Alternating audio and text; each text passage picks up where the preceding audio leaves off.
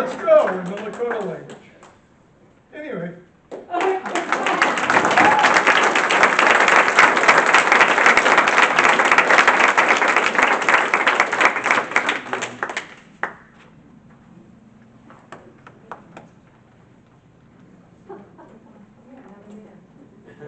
Can you imagine? First of all, it's nice to see all these beautiful faces. I probably will not need this. Can you all hear me fine? Microphone, I have a big voice. I'm a big guy. Microphone. Use the microphone. No? There you go. You have to hold it. All right, how's that? Yeah. Okay. First thing I want to say, no kings. Next thing, I heard a speaker earlier speak about cowardice. And I think the reason we're all here is right here. Right. And the cowardice lies in the fact that they cannot face us because they have no truth. Yeah. If they had truth, we could have a discussion. Without truth, all you have is anger from the other half. Yeah. So this message is to them. Why would you live a life like that? Why would you support a crew where lies are an everyday thing? We're not stupid. All of us can see what's happening. And if you cannot sit and have a conversation with your constituents about the truth, then government is lost. And that's why they're not here. I don't know if they're going to watch this. I hope they do. I have a feeling they'll throw it in the trash. But if you do, we're watching you. The world is watching, and right is right and wrong is wrong. All you need is truth. And that's all I have.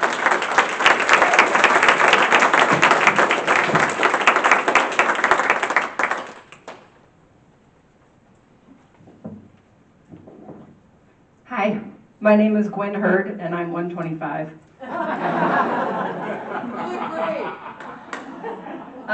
I am a mental health professional. I am from Chicago. I moved out here in 2008. My family kind of all came out here. My father is at the VA nursing home where he's been since 2018 in the Alzheimer's unit. My mother would be devastated if she missed one Social Security check. So let's just kind of make that clear that we don't have the financial wherewithal to make sure the world is okay without those checks. What I want to say to the three of you is I get you not being here. I get that you're afraid. I get that you're anxious. I get that you probably think you're trying to do the right thing. And I'm just curious how it would feel to not be in these seats, to not have this responsibility. Would you feel more in integrity with yourself? Would you feel more authentic? Would you feel like you could speak your piece? Would you feel less afraid? So for all of us in this room, seeing these three faces, just notice how it feels in your system, how it feels in your body to be in front of these three faces and these three empty chairs. And then I'm going to ask three of you, whoever feels called, to come up and sit in a chair, if anybody's willing. Yeah. Yeah. Okay. Yeah. So now just take a notice, like, how does it feel to have three humans sitting in these chairs? Right? What does that feel like in your system? Even if they might not agree with you, I know we've heard from two of them, but just really feel that, the difference it makes to have a human sitting in these chairs. And so I would ask our representatives, thank you ladies. That's what they were elected for. I would ask our representatives, Not gonna get elected. right? And the fact is you could zoom in. I train all over the world. I zoom in everywhere. I've had an opportunity to sit in lodge in our, I think John just spoke about being in lodge, being with the prayer pipe. I've sat in lodge with Wallace Black Elk. Yeah, I do too. He's a good man, right? And he would say, this is Turtle Island, this is for everyone. This is not just for one people. I want you to notice too, everyone in this room looks pretty pale, right? Eva left. But there are a lot of people in this country that are not confused about what's happening. There are a lot of people who have been marginalized. All of the women in this room, the generation older than me, it's why I could get a credit card. It's why I could own a house. It's why I don't have to be afraid. Is because all of these women fought for my rights. Yes.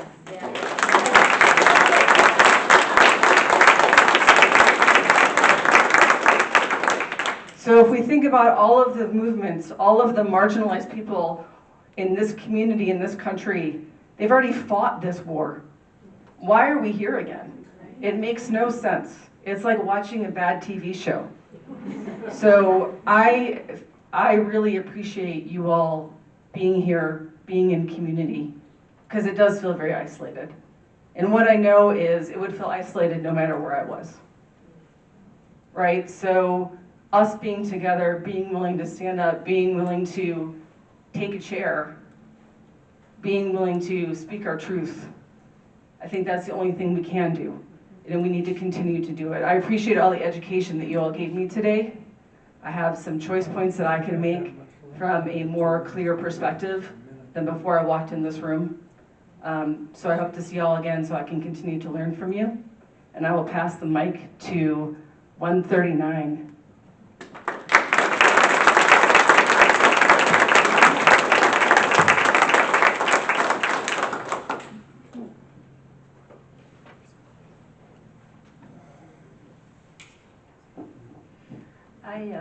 I have listened to everybody. My name's Paula, by the way, Paula Brandon.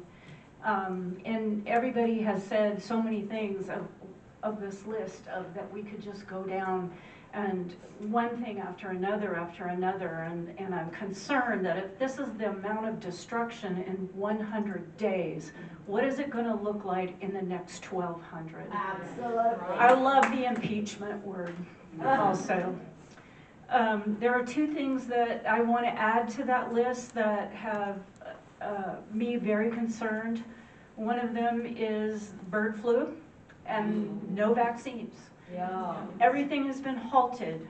There's no such thing as science, and protecting the public health is a thing of the past.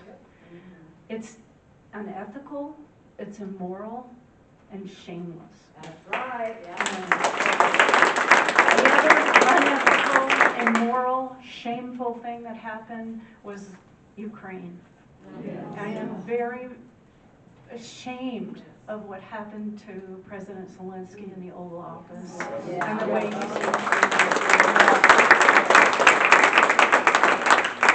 someone who's fighting valiantly for his country to be saved from a Russian dictator thug, and our president is complicit with the thug. Yeah.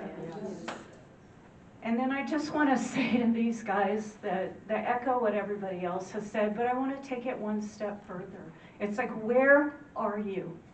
Are you afraid? America is supposed to be the home of the brave. What are you doing here?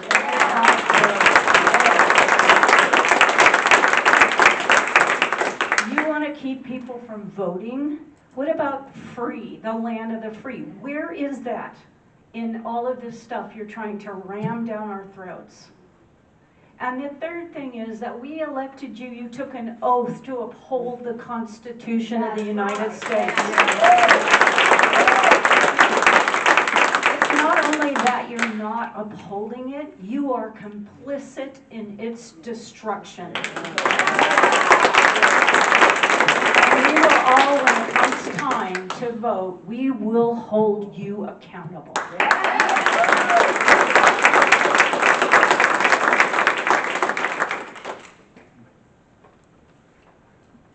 127.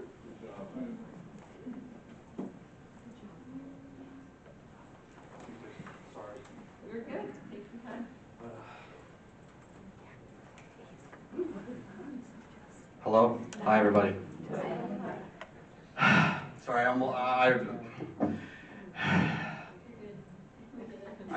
I reconsidered, I wasn't sure if I should get up and speak because, well, multiple reasons.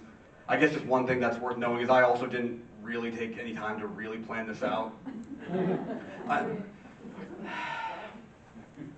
mean, there's a million things I could say. I'm not, and a lot of them have already been said. Just trying to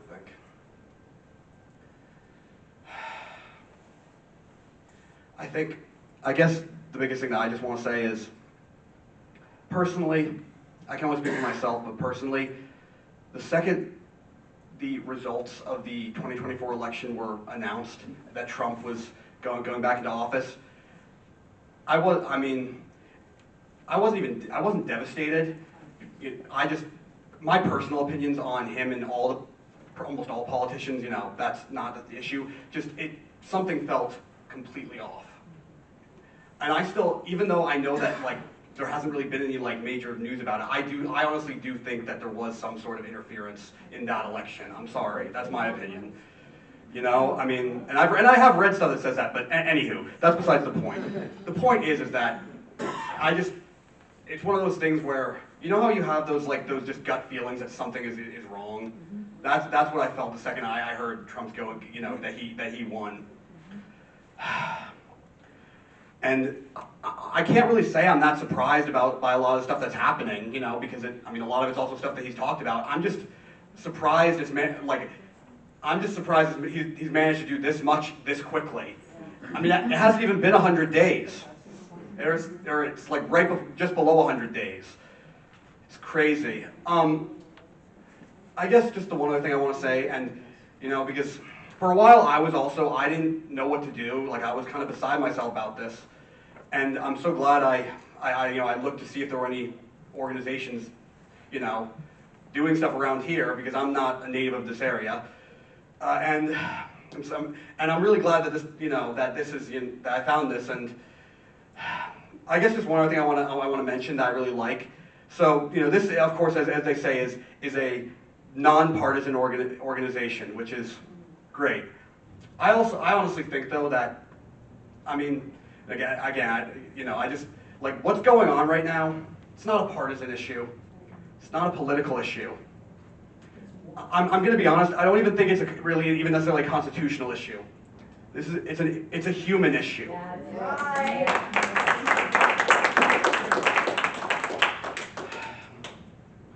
Every human being has the right to life, liberty, and the pursuit of happiness. Yes. And no other human being, I believe, should have the right to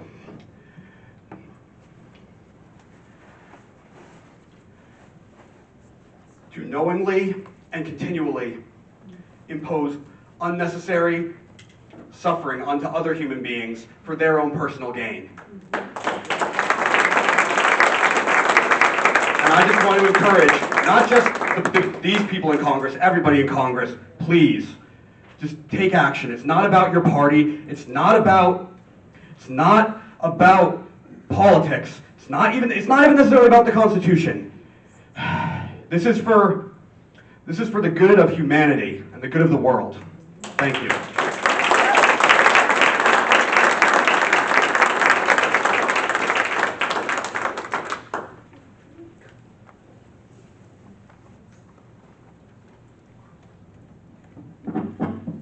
Hello, my name's Harry Reed. I've really enjoyed listening to everybody that's stepped up here before me, and I've agreed with basically everything everyone said. In pondering how we got here today, it occurs to me that I almost don't blame Donald Trump for what's happened. Donald Trump has never pretended to be anything but what he is. Yep. He's an open book. Symptom, not a problem. Trump University, the list goes on and on and on. And it's been in our face for 20 years. What surprised me was waking up in a country I didn't think I lived in. What surprised me is the number of people who enthusiastically support cruelty. It really, really surprised me. And we've got ourselves to blame as a people for the mess we're in. The list is almost endless. I remember a sign I saw at the Hands Off protest. You know, so many problems, so little cardboard. You know, I can't begin to list all of them. But let me get to what I think is the crux of the matter. Our country was formed from a revolution against a tyrant, George III. The nation is structured as a nation of law, with the foundation being our Constitution. All federal employees swear an oath to the Constitution. None of them swear an oath to a person. The Supreme Court, unfortunately, had a ruling that the President of the United States cannot be criminally held accountable for anything he does. Anything he does. And the President, unfortunately, has ultimate authority to pardon anyone. Well, that puts us in a bit of a pickle. That means the only recourse that we've got to stop the encroachment of tyranny is through this lady and these gentlemen. That's the only recourse we have. Unless they do their job as a check, as an independent branch of government, we're lost. The courts can't do it because Trump can ignore the courts. That's the way I see it. So I think our only real hope is that things get bad enough that in the midterm there's a change in the power of the legislature. Because what really needs to happen is Donald Trump needs to be impeached and convicted. Yeah. Short of that, I think I'm not optimistic. Thank you.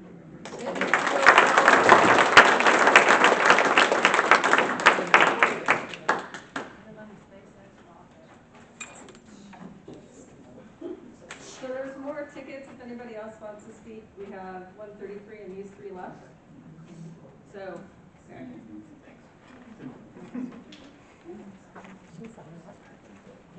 Hi, my name is Janet Shear-Hurd, and I'm actually not from here. I live in Washington State, and my husband and I have actually been RVing. What we've been RVing for is these kinds of things, town halls. We attended protests. And the joy that we got from doing those things was incredible. I love being around people like you, like-minded people who think like I do. We can have a conversation. We can talk about things. I am also a nurse, so we are, by law, as a nurse, held to standards by a rule called HIPAA, where we cannot discuss patient information.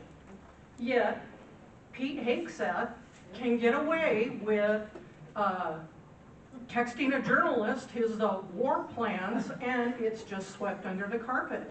It's unbelievable to me that he is not in the same office as Trump. He is one of his little, excuse me, kiss-ass appointees. And it's very frustrating that those kinds of things are just overlooked and nobody seems to care. So I appreciate town hall meetings. I appreciate all the protests. I will be to every one of them, and I will keep fighting until the right thing is done in Washington, D.C. Thank you.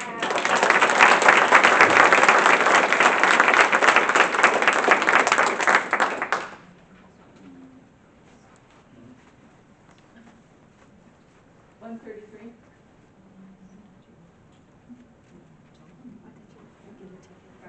So 134.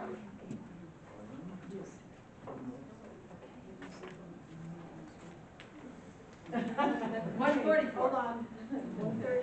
134, we got it. It's 87. That's totally fine. I appreciate the call out.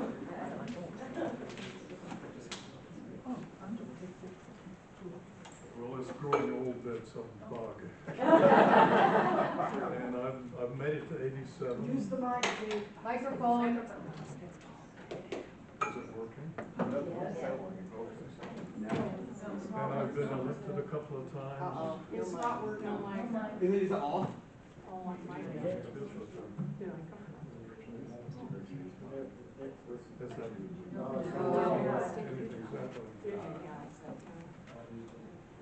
Testing 1, 2.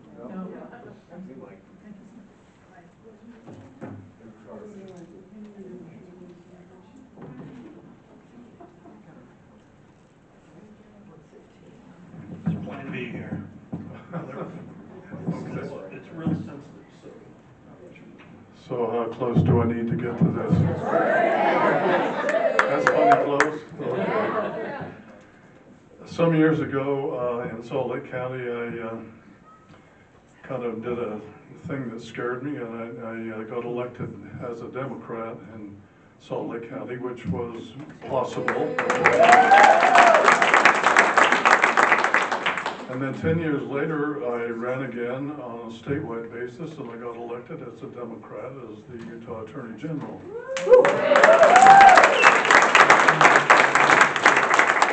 So I've been through the wars because, believe me, in both of those places, you know, Republicans were in charge, particularly at the state level. And so I got a 4-year lesson in trying to dodge getting my butt kicked every day, every week, and every month. But it was a good process. And so, you know, as I sit here and I listen to what's being said, and I kind of think about what's going on in Utah being one of those very, very conservative states, and being a Democrat here isn't particularly easy or pleasant, but if you think you're not comfortable, try taking a few public offices as a Democrat. Getting elected is hard enough, and it's almost miraculous, but then you're up against some really pretty significant strange experiences. But as I look at you here today, and I appreciate everybody that's here and what you're thinking and what you're doing, it's really important to participate. It's really important to be heard. It's really important for you to do what you're doing and encourage other people to do the same thing, because we need help. I mean, this state needs help.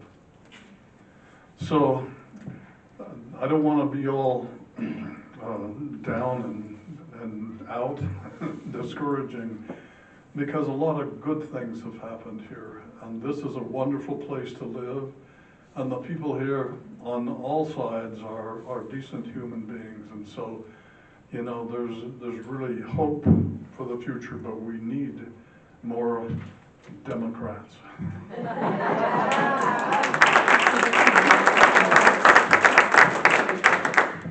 And we need to think a little bit more about what is really going on and what really needs to be done. And so I could talk all night, frankly, about those subjects, because I've spent those 8 years, 4 years in Salt Lake County, and then 4 years as the state's Attorney General, working with Republicans who somehow live in a little bit